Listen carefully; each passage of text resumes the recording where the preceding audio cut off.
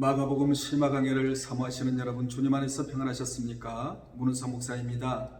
이 시간에는 마가복음 심화 강해 26번째 시간으로 마가복음 5장 21절로 43절의 말씀을 강해하겠습니다. 마가복음 5장 21절로 43절에는 예수님이 야이로의 딸을 살리시고 혈류증 환자를 고치신 사건이 기록되어 있습니다. 본문의 내용이 긴 관계로 먼저 21절로 34절을 먼저 강해하고 35절로 43절의 말씀을 이어서 강해하도록 하겠습니다. 본문에서 유달리 믿음을 강조하고 있습니다. 이렇게 믿음을 강조하고 있는 이유는 당시 로마의 엄청난 박해에 직면해 있던 로마교회 성도들에게 아무리 극한 상황에 처한 자라도 예수 그리스도를 만나면 새로운 기쁨과 소망을 가질 수 있다는 것입니다. 이같이 본문에서 참 믿음은 자신의 어떠한 문제라도 해결받을 수 있음을 강조하여 그들로 하여금 당면한 환난을 믿음으로 극복하도록 독려하기 위함입니다. 특히 주님께서 야이로의 딸을 소생시킨 이적은 주님 안에서는 죽음마저도 극복될 수 있다는 소망을 주는 것으로서 주님께서 생명의 근원이 되심을 알려주는 동시에 장차 있게 될 주님 자신의 부활과 세상 마지막 날에 주님 안에서 이루어질 모든 성도들의 부활을 예시해주는 의의가 있습니다. 인생은 누구나 스스로는 치유할 수 없는 불치의 병과 또 다른 병에 걸릴 수 있습니다. 그래서 성경을 보면 주님이 어디를 가신지 병자들이 몰려들었다는 것을 우리로 하여금 알게 합니다. 만약 세상에 불치만 있다면 소망이 없을 텐데 다행히 주님이 계시기에 소망이 있습니다. 지금이나 그때나 수많은 병자들이 있습니다. 당시에도 자신이 치유할 수 없는 심각한 병을 가지고 있는 자가 많았습니다. 오늘 본문에도 2명의 심각한 병자가 나옵니다. 한 사람은 사회적으로 지위가 높고 부유했던 회당장의 딸이었고, 그리고 다른 한 사람은 이름이 드러나지 않는 12년 동안 혈류증에 시달리던 여인이었습니다. 이 두 여인은 사회적으로 보면 극단적인 차이를 지니고 있습니다. 그러나 이 두 여인은 둘 다 불치병을 앓고 있었다는 점에도 동일한 형편에 처해 있었습니다. 이 두 여인의 형편은 인류가 처해 있는 상황을 상징합니다. 이같이 사회적으로는 빈부귀천이 있지만 인간 스스로는 치유할 수 없는 심각한 불치병에 걸려 있습니다. 창세 이래 지금까지 사람들은 질병에서 벗어나기 위해 몸부림을 쳤지만 스스로는 이 질병을 해결하기가 어려웠습니다. 그래서 주님이 인생의 질병을 치유하시는 참 의원으로 이 땅에 오신 것입니다. 오늘 본문에 보면 주님께 나온 두 불치병 병자인 회당장 야이로의 딸을 살리셨고 12년간 혈류증을 앓아오던 여인을 주님이 깨끗하게 고쳐주셨습니다. 여러분 중에 혹시 질병으로 인해 신음하고 계시는 분이 계십니까? 참 의원이신 주님께 이렇게 기도해 보십시오. 치료의 주님은 빈부귀천을 떠나 인생의 질병을 치유하시는 분이십니다. 저 스스로 이 질병을 고치려고 몸부림을 치며 극복해 보려고 했지만 소용이 없고 고통만 가중되었습니다. 저는 이 병을 짊어진 채 살아갈 수가 없습니다. 이 시간 죽은 자도 살리시고 불치병도 치유하시는 주님을 내 생명의 주인으로 믿고 치유를 위해 기도하나이다. 나의 병을 깨끗게 하사 새로운 삶을 살게 하시어 신음하고 고통하는 이 모습이 사라지게 도와주시옵소서. 그리하여 이 몸이 주님께 헌신되어지는 의의 병기가 되게 하여 주옵소서. 예수님의 이름으로 기도합나이다. 이렇게 기도해 보십시오. 이 기도를 주님이 들으시고 치료의 광선을 발해주셔서 깨끗하게 치유해 주실 줄로 믿습니다. 21절을 읽겠습니다. 예수께서 배를 타시고 다시 맞은편으로 건너가시니 큰 무리가 그에게로 모이거늘 이에 바닷가에 계셨다는 말씀입니다. 회당장 야이로의 딸을 살리신 사건과 혈류증을 앓던 여인을 고치신 사건은 예수께서 갈릴리 바다 동편 거라사 지방에서 군대 귀신 들린 자를 고치신 후 배를 타고 다시 갈릴리 바다 서편의 가버나움에 가셨을 때 이루어진 일입니다. 여기서 우리는 주님이 사역을 위해 이 편에서 저편으로 정신없이 왔다 갔다 하시는 모습을 발견하게 됩니다. 이러한 주님의 모습은 섬김을 받으시러 오신 분이 아닌 섬기려고 오신 분임을 알게 합니다. 주님은 하루하루의 사역을 위해 최선을 다하셨습니다. 우리도 하루를 사는데 영성의 시간이 필요합니다. 아무리 바쁜 일과 속에서도 자신의 영성 유지를 위해 시간을 활용하시는 분들이 되시기를 바랍니다. 22절입니다. 회당장 중에 하나인 야이로를 하는 이가 와서 예수를 보고 발 아래 엎드렸다고 밝히고 있는데, 본문은 주님의 치유의 은혜를 경험하려면 모든 체면과 자존심을 버려야 한다는 교훈입니다. 자존심이라는 꽃이 떨어져야 한다는 것이지요. 그래야 치유를 경험할 수 있다는 것입니다.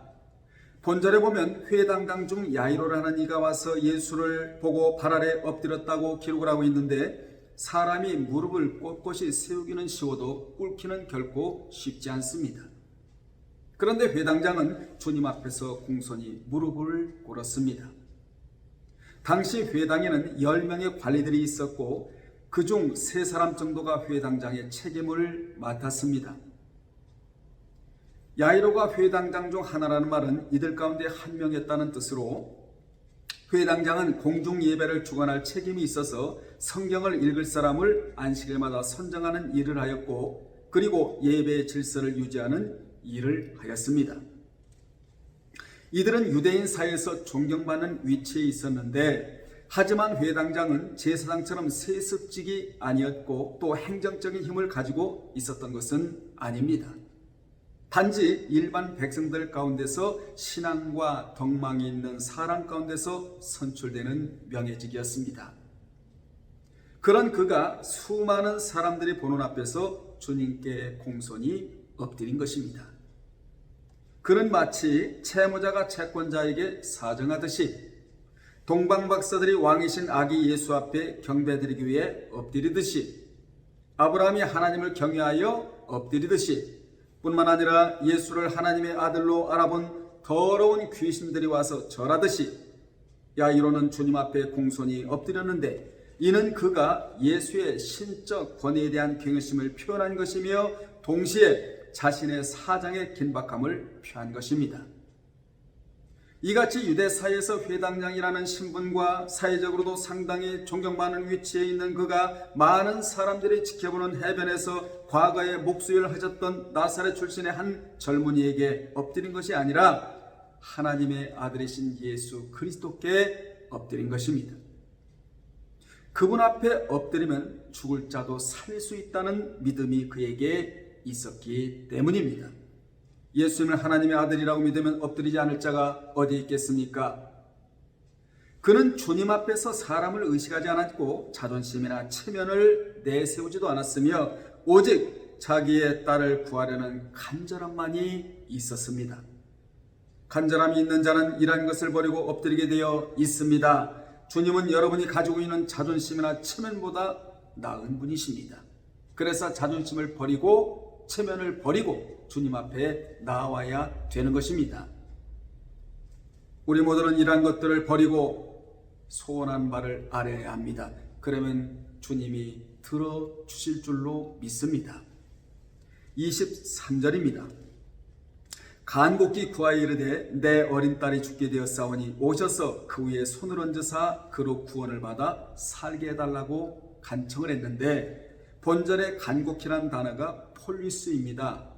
폴리스인데 이 단어는 마태복음 5장 12절에 상이 큼이라, 즉 많음이라는 단어와 같이 양이나 수가 많다, 즉 시간이 오래가다, 온 마음을 다해 전심으로 계속하여 간구했다는 의미로 쓰인 단어가 바로 이 단어입니다. 그래서 간곡히란 동작을 계속 나타내는 미완료 동사인데, 당시 자신의 딸이 죽어가고 있는 회당장은 예수 앞에 엎드려 간절하게 그리고 계속적으로 그분에게 자신의 12살 먹은 어린 딸을 고쳐줄 것을 간구하고 있었던 것입니다. 누가복음 8장 42절에 보면 그에게는 딸이 하나밖에 없었다고 기록하고 있는데 그러니 얼마나 간절했겠습니까? 그는 그렇게 주님이 어린 딸 위에 손을 얹으사 그로 구원을 받아 살게 해달라고 애원을 했는데 마가복음에는 예수께서 병든 사람들을 치료하시기 위해 자주 손을 얹으신 것을 알 수 있습니다. 예수께서 손을 얹으시면 그분의 능력이 병자에게 옮기감으로 치유가 이루어지는 것입니다. 실제로 41절에 보면 예수께서 회당장의 요청대로 그의 딸의 몸에 손을 대어 그 소녀를 살리시는 장면이 나옵니다. 그가 예수를 초청하는 목적은 다름 아닌 딸이 구원을 얻어 살게 하는 것이었습니다. 구원을 얻어야 살 수 있다라는 것이지요. 그러므로 구원과 치유는 별개의 문제가 절대로 아닙니다. 여기 구원의 소절한 동사는 예수의 치유를 통하여 질병으로부터 놓여 건강을 회복하는 육적 구원과 예수가 구주로서 하나님의 아들이시라는 사실에 대한 믿음과 그분께 대한 순종으로 인해 얻는 영적인 구원을 동시에 나타내는 단어입니다. 24절입니다. 이에 그와 함께 가실새 큰 무리가 따라가며 에워싸 밀더라는 말씀입니다. 예수께서 자신의 딸을 구원해달라고 간청하는 회당장의 요청에 대한 반응으로서 그의 집을 향하여 즉각 떠나셨는데 예수가 행하시는 이적을 좋은 위치에서 구경하기 위해 이리 밀치고 저리 밀치고 무질서하게 따른 것입니다. 당시 예수님을 중심으로 하여 얼마나 많은 사람들이 밀고 당기며 무질서하게 걸어갔는지를 알게 합니다. 그런데 여기서 회당장은 큰 시련을 만나게 됩니다. 그가 예수님과 자기 집으로 가는 도중에 혈루증을 앓는 여인을 만나게 된 것입니다. 그로 인해 주님의 발걸음은 지체되고 말았는데 그리고 그 사이에 딸 아이는 그만 죽고 말았습니다. 이것은 그에게 실로 큰 시련이었지요. 이같이 주님과 동행하는 사람에게도 믿음의 시련이 올 수 있다는 것을 우리로 하여금 알게 합니다. 그는 주님과 동행하기만 하면 모든 것이 잘 되리라고 생각했는데 그렇게 되지 않은 것입니다. 그에게는 주님께 대한 믿음을 포기할 수 있을 정도의 큰 시련이었지요. 그러면 주님과 동행하는 성도에게 믿음의 시련을 허락하시는 이유가 무엇입니까? 그것은 바로 우리의 믿음이 굳건해지도록 하기 위함입니다. 이는 마치 온실 속의 화초가 아닌 저 들녘의 야생화가 되라는 것이지요. 온실에서 자라는 화초는 조그만 환경이 나빠지면 금방 시들어버리지만 야생화는 굳건히 피어 있습니다. 인생은 온갖 풍상을 맞으며 살아가는 존재입니다. 우리는 시련이 닥쳐도 흔들림이 없이 굳건하게 살아가야 하기에 주님이 시련을 주시는 것입니다. 그 시련 속에서 주님의 은혜를 체험하게 되는 것이지요. 시련을 인내로 지불하면 복과 상이 주어지고 연단의 의미를 깊이 깨닫고 연단을 지불하는 자에게는 정금 같은 믿음을 주님이 대가로 주시는 것입니다. 그래서 주님이 주시는 것은 전부 다 귀한 품목들입니다. 시련도 할렐루야, 연단도 할렐루야인 것이지요. 연단을 연단으로 끝내서는 안 되고 우리는 연단을 지불하고 정금 같은 믿음을 소유해야 되는 것입니다. 25절을 읽겠습니다. 12해를 혈증으로 앓아온 한 여자가 있었다고 기록을 하고 있는데 이 여인이 병에 시달린 기간은 인간이 견디기 힘든 12년이었습니다. 이는 42절에 나오는 회당장의 딸의 나이인 12살과 일치하는데 한 여인은 12년 동안 병에 시달렸고 한 아이는 낳아서 12년이 된 것입니다. 혈루증을 앓던 여인은 예수 그리스도를 만남으로 12년간 자신을 온갖 고통으로 몰아넣었던 혈루증으로부터 나음을 입었고 병을 앓다가 12살의 짧은 나이로 죽었던 회당장의 딸은 예수 그리스도로 인하여 죽음으로부터 구원을 받았습니다. 성경에서 10이라는 숫자는 하늘의 성부, 성자, 성령을 상징하는 수인 3과 땅의 동서남북을 상징하는 수인 4를 곱한 수로서 칠수와 함께 완전을 상징합니다. 그러므로 이 여인이 12해를 혈루증으로 앓았다는 것은 그녀의 길고 긴 세월 동안 고난 가운데 있었다는 것이고, 아울러 그 여인을 고치신 예수님의 능력은 완전하다는 것을 상징하고 있습니다. 주님이 하시는 일은 완전합니다. 그분이 완전하신 분이기 때문입니다. 26절입니다.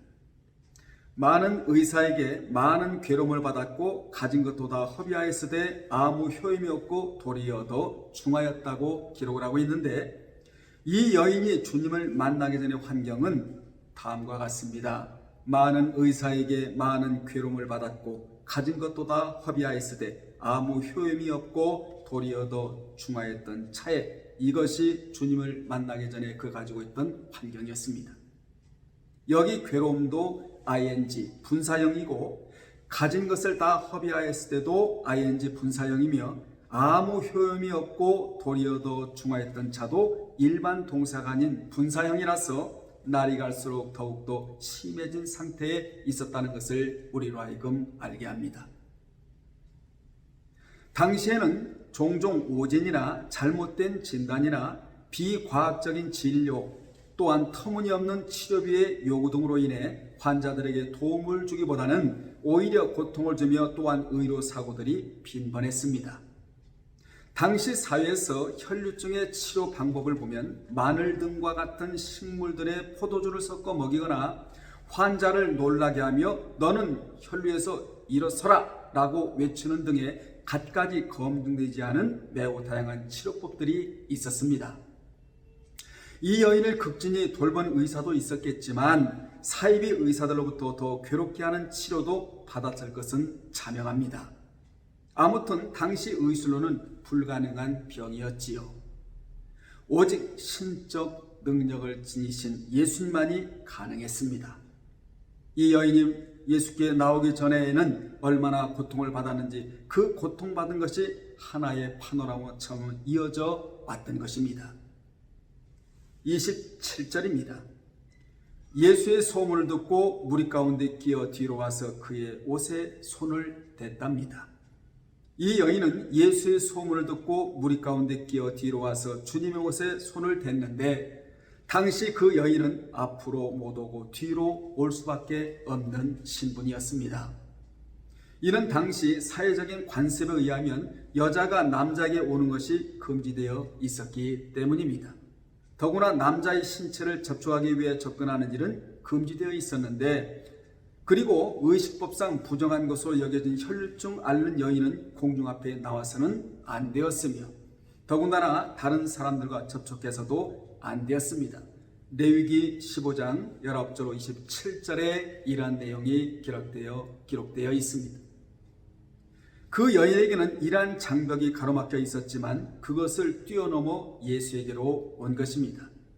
그 여인은 그동안 육체적, 사회적, 경제적인 삼중고에 시달렸지만 이제 그 모든 것을 청산하고자 주님에게 와서 그의 옷에 손을 댄 것입니다.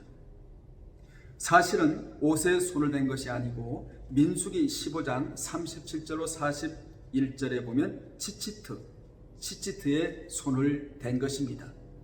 치치트란 말은 술, 타레란 말입니다. 그러면 구체적으로 치치트가 무엇이냐면 옷단 밑에 다는 옷술을 말합니다. 당시 이스라엘 백성들은 통으로 입었던 드레스의 가장 밑단에 5가닥을 하나로 묶어 만든 시로라기 8개를 옷단 밑에 달았습니다. 그 한 가닥은 창세기 가닥, 그리고 출애굽기 가닥, 레위기 가닥, 민수기 가닥, 신명기 가닥입니다. 그것을 달고 청색끈을 그 귀의 술에 더했는데, 히브리 문자는 알파벳마다 숫자값이 있습니다. 한편 치치란 단어의 히브리 자음들의 알파벳 숫자를 다 더하면 600이 나옵니다. 이 600이라는 숫자 값에 5수를 한 매듭으로 하여 8개를 다는데 그것을 더하면 13이 나옵니다. 그러면 율법의 계명인 613이 나오는 것입니다. 그래서 5수를 한 매듭으로 매어 8개를 다는데, 민수기 15장 38절에 보면 이스라엘 자손에게 명령하여 대대로 그들의 옷단귀에 술을 만들고 청색끈을 그 위에 술에 더하라는 말씀이 나옵니다. 이같이 그 옷단의 술이 바로 치치트인데, 그러면 이 술을 만들어 옷단에 타는 이유가 무엇입니까? 5가지 이유가 있습니다. 참고로 이스라엘 백성들은 이 치치트의 본문을 3,500년 동안 그대로 지켜오고 있습니다. 그러면 이 술을 만들어 옷단에 다는 이유가 무엇입니까? 첫째, 너희가 그것을 볼 때마다 여호와의 계명을 기억하여 준행하겠다고 다짐하라는 것이고, 두 번째로는 너희가 그것을 보면서 방종하게 하지 않게 하라는 것이며, 세 번째로는 너희가 그것을 볼 때마다 자신의 눈과 마음을 지키라는 것입니다. 왜냐하면 눈이 하나님에게서 멀어지면 마음은 자동적으로 멀어지기 때문입니다.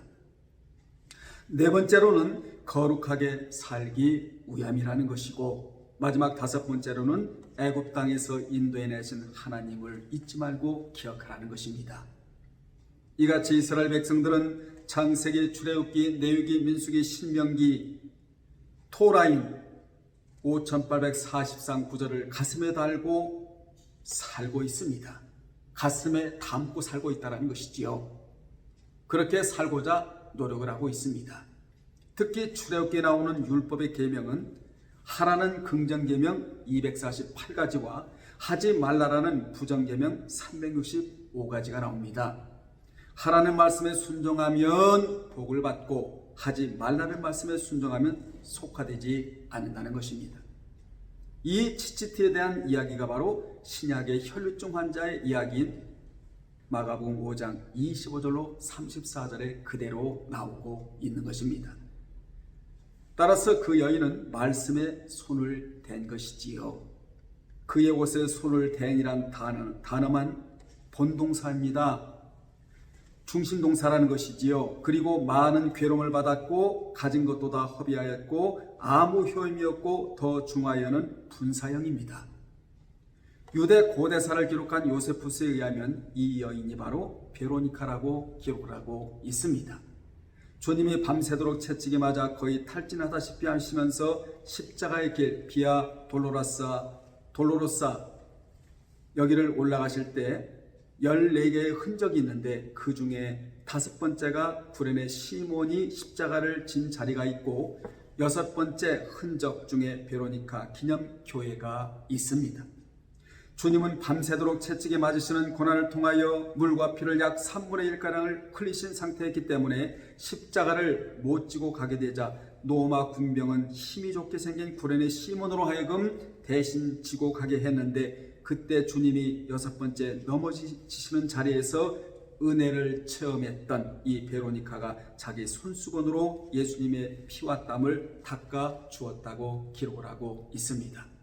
은혜를 입은 자가 은혜를 베풀 수 있다라는 교훈을 우리는 받을 수 있습니다. 우리는 주님의 은혜가 아니고는 살아갈 수가 없습니다. 은혜를 많이 체험한 자이므로 은혜를 베풀며 살아가야 될 줄로 믿습니다. 니고데모의 설교집에는 베로니카가 예수님의 땀과 피를 닦아줄 때 그 수건에 예수님의 얼굴 형상이 프린트 되었다고 기록하고 있습니다. 그 일로 인하여 비아돌로로사 교회의 주인공이 되었는데, 이 여인은 첫 번째 초대교회 여성 목회자가 되었다고도 전해지고 있습니다. 천주교회는 시집도 가지 않은 수녀였다고 기록을 하고 있는데, 천주교회는 수녀라고 하고 개신교에서는 목사라고 그렇게 기록을 하고 있습니다. 주님은 그 여인을 고쳐주시면서 딸아 내 믿음이 너를 구원하였다고 하셨는데, 여기에서 딸이라는 호칭은 구원 얻은 하나님의 백성의 호칭을 의미합니다. 하나님의 자녀의 별칭인 것이지요. 주님이 지금 메시아의 자격으로, 즉 하나님의 자격으로 그에게 호칭하고 계시는 자리가 바로 이 자리입니다. 28절을 읽겠습니다. 왜냐하면이라는 까르가 있습니다. 왜냐하면 이는 내가 그의 옷에만 손을 대어도 구원을 받으리라 생각함일러라 라고 말씀하고 있는데, 이 여인은 율법이 금지하고 있을 뿐만 아니라 그로 인해 자칫 목숨을 잃을 수 있는 행위임에도 불구하고 예수께 다가가 그의 옷을 만지려고 한 것입니다. 영적으로는 말씀을 만진 것입니다. 말씀의 능력을 의지했다는 것이지요. 그녀는 불치의 병으로 사회와 종교 공동체로부터와 율법에 의해 엄히 금지되었고, 그리고 그로 인해 어떤 위험한 상황에 놓일지 알면서도 예수의 옷, 즉 말씀을 만지려고 한 것은 예수에 대한, 즉 말씀에 대한 굳은 신뢰가 있었기 때문입니다. 그러므로 그녀의 구원은 결코 값싼 구원이 아니었습니다. 그녀는 예수에 대한 믿음과 그분께 나가면 병을 고침받는다는 믿음은 순전하고도 목숨을 건 믿음이었습니다. 이 여인은 세상은 내 문제를 해결하지 못하고 나를 버렸지만 내 문제를 해결할 수 있는 것은 주님만이 가능하다고 믿었습니다. 그러므로 이 여인의 마음 깊은 곳으로부터 타오르는 믿음의 불씨는 누구도 막을 수 없고 끊을 수도 없었습니다. 그녀는 주님 곁으로 갈 수 없는 상황 속에서도 온 힘을 다해 군중들을 해치고 밀치고 가고자 하자 그 여인을 누구도 막을 수도 없었고 거부할 수도 없었습니다. 그녀는 나는 더 이상 돌아설 수도 물러설 수도 없다. 뒤에 설 자리도 없다. 그 어디로 돌아갈 수도 없고 만나볼 사람도 없고 기댈 사람도 없다. 나는 이 시간 오늘 내 인생의 마지막이라는 믿음의 불이 그 가슴을 타오르게 해서 그 가슴에 붙어서 군중들을 해치고 밀치고 주님께 나갔던 것입니다. 그녀는 주님만이 나의 답이라는 믿음이 있었습니다. 그렇습니다. 주님만이 답입니다. 주님만이 해결자이십니다. 인생의 모든 답은 사람이 갖고 있지를 않아요. 주님이 갖고 계십니다. 그분 앞에 문제를 제시하는 여러분들이 되셔서 그 문제에 대한 답을 올바로 찾기를 주님의 이름으로 축원합니다. 29절입니다. 이에 그의 혈로 근원이 곧 마름에 병이 나온 줄을 몸에 깨달았답니다. 여인의 믿음대로 병은 즉각적으로 치료되었습니다. 실로 12년 동안 한시도 그녀의 몸에서 떠나지 않은 그 지독한 병이 완전히 치유된 것입니다. 특히 혈류의 근원이라는 표현은 병의 치료가 일시적인 것이 아니라 완벽하게 치료된 것을 암시합니다. 그녀는 육체적 고통과 정신적 고통이 함께 해결된 것입니다. 이러한 치료는 예수와의 전인격적 접촉이야말로 인간이 지닌 모든 문제의 유일한 해결 방법이라는 사실과 동시에 예수의 능력과 권위를 더 높이는 것이었습니다. 그녀는 병이 나았다는 것을 자신이 직접 알게 되었는데, 즉 그녀는 혈류의 근원이 근절되자 곧 자신의 치유를 자각하게 된 것입니다. 결국 이 같은 자각은 곧 그 치유가 몸으로 직접 느낄 정도로 완전하고도 신속하게 치유되었음을 말해주고 있습니다.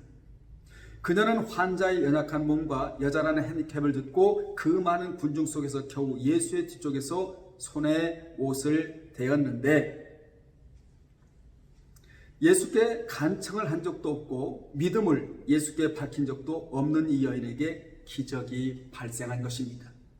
이 사실은 이 여인이 갖고 있는 믿음이 공개된 사실은 없지만 이미 숨겨진 믿음이 기적을 일으킬 만한 가치가 있음을 암시하는 것입니다. 믿음이 없으면 하나님을 기쁘시게 못하나니 하나님께 나아간 자는 반드시 믿음을 가지고 가라는 말씀이 히브리서 11장 6절에 기록되어 있지 않습니까?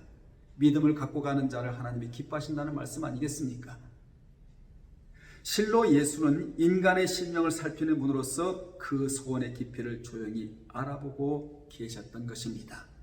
그 여인 속에 아주 주님만이 치유해 줄 수 있다는 순전한 믿음이 그 여인 속에 있었다는 것이지요. 그것이 바로 주의했던 것입니다. 30절입니다. 예수께서 그 능력이 자기에게서 나간 줄을 곧 스스로 아시고 무리 가운데서 돌이켜 말씀하시되 누가 내 옷에 손을 대었느냐라고 말씀하셨습니다. 주님께서는 주님에게서 능력이 나가신 줄 아시고 무리를 향해 누가 내 옷에 손을 대었느냐고 물으셨습니다. 주님이 이러한 질문을 하신 것은 그분에게 전지성이 없어서가 아니라 혈루증에서 치유받은 여인으로 하여금 자신의 믿음과 그로 인해 치유받은 사실을 사람들 앞에서 공개적으로 알리시기 위함이었습니다. 따라서 예수께서는 이 여인을 많은 사람 가운데 나오게 하시고 그의 믿음을 강조하심으로써 사람들이 그릇된 길로 나가는 것을 공개적으로 시정하신 것입니다. 그리고 제자들을 포함한 많은 사람들 하여금 여인의 믿음의 간증을 듣게 하여서 하나님의 능력을 드러내기 위해서였습니다. 31절입니다. 제자들이 여짜오되 무리가 에워싸 미는 것을 보시며 누가 내게 손을 대었느냐 물으시나이까? 라는 말씀이 나오는데 제자들의 대답 내용은 예수가 질문한 의도를 전혀 파악하지 못한 것일 뿐만 아니라 마치 예수가 군중들이 자신을 밀치고 있음에도 불구하고 이를 알지 못하고 어느 특정한 한 사람을 찾아내시려는 어리석은 행동을 하시는 것처럼 생각하는 그들의 오해를 반영하고 있습니다. 즉 예수의 활동은 점점 그의 신적 정체를 활짝 드러내는 방향으로 전개되고 있지만 예수에 대한 제자들의 이해는 여전히 무지 상태에 머물러 있었던 것입니다. 예수의 주위를 둘러싸고 끊임없이 예수와 부딪히고 있는 사람들 역시 예수에게 관심이 없었던 것이 아니었음에도 불구하고 예수께서 혈루증을 앓는 여인의 접촉에 대해서만 특별하게 생각하신 이유가 무엇입니까? 수많은 사람들이 예수의 옷을 스치고 몸이 닿았지만 마음을 예수에게 댄 사람은 오직 그 여인 한 사람이었기 때문입니다. 즉 그녀에게는 예수의 인격을 향한 진실된 믿음과 자신의 문제를 예수가 아니면 치유할 수 없다는 간절한 마음이 있었던 것입니다. 32절 33절을 동시에 읽겠습니다. 예수께서 이 일을 행한 여자를 보려고 둘러보시니 여자가 자기에게 이루어진 일을 알고 두려워하여 떨며 와서 그 앞에 엎드려 모든 사실을 여쭈었답니다.